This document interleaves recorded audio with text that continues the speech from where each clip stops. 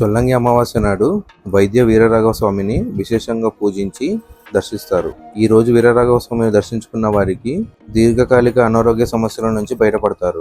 ఈ ఆలయానికి ఒక చరిత్ర ఉంది. సాలిహోత్ర మహర్షి అనే ఋషి ఒకనాడు బద్రి నుండి తిరువాలూరు అనే ప్రాంతానికి వస్తాడు. ఆ ఊరిలో తను స్నానం చేద్దామని హృత్పాపనాశి అనే కొలనులో మునుగుతాడు.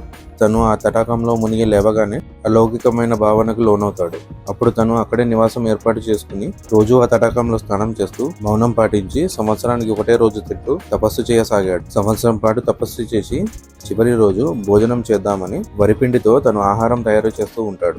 ఇది చూసిన శ్రీ మహావిష్ణువు తన తపస్సును పరీక్షిద్దామని చెప్పి వృద్ధ బ్రాహ్మణ రూపంలో వచ్చి ఆహారం అడుగుతాడు. అది చూసిన సాలిహోత్ర మహర్షి బ్రాహ్మణుడికి తను తయారు చేసుకున్న ఆహారం మొత్తం ఇచ్చేస్తాడు. సాలిహోత్ర మహర్షికి తినడానికి ఏమీ మిగలదు. మరునాడు నుండి యథావిధిగా తన తపస్సును కొనసాగించాడు. మళ్ళీ ఒక సంవత్సరం పాటు తపస్సు చేయసాగాడు. 2వ సంవత్సరం పూర్తి అయిందని మళ్ళీ ఆహారం తయారు చేస్తూ ఉంటాడు. శ్రీ మహావిష్ణువు తపస్సును పరీక్షించడానికి మళ్ళీ వృద్ధ బ్రాహ్మణ రూపంలో వచ్చి సాలిహోత్ర మహర్షిని భోజనం అడుగుతాడు. మహర్షి తన దగ్గరున్న భోజనాన్ని మొత్తం బ్రాహ్మణుడికి ఇచ్చేస్తాడు. వృద్ధ బ్రాహ్మణుడు తన సేద తీరడానికి ఏదైనా చోటు చూపించమని అడుగుతాడు. దానికి సాలిహోత్ర మహర్షి తన పర్ణశాలను చూపించి ఇక్కడే సేద తీరమని చెప్తాడు. మరునాడు సాలిహోత్ర మహర్షి హృత్పాపనాశినిలో స్నానం చేసి వృద్ధ బ్రాహ్మణుడిని చూడడానికి పర్ణశాలకి వస్తాడు. వృద్ధ బ్రాహ్మణుడు పడుకున్న చోటే 15 అడుగుల పెద్ద వీరరాఘవ స్వామి విగ్రహం దర్శనమిస్తుంది. అప్పుడు విష్ణుమూర్తి ప్రత్యక్షమై సాలిహోత్ర మహర్షిని ఒక వరము కోరుకోమని అడుగుతాడు.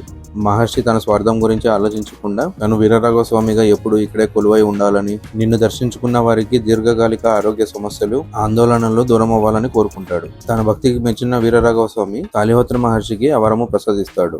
వీరరాఘవ స్వామి దర్శనం చేసుకుంటే అనారోగ్య సమస్యలు తొలగుతాయి. ప్రతి నెల అమావాస్య నాడు ఈ ఆలయంలో విశేష పూజలు జరుగుతాయి. అమావాస్య నాడు దర్శించుకుంటే మంచి ఫలితం లభిస్తుంది. అందులో చొల్లంగి అమావాస్య నాడు దర్శించుకుంటే రెట్టింపు ఫలితం లభిస్తుంది.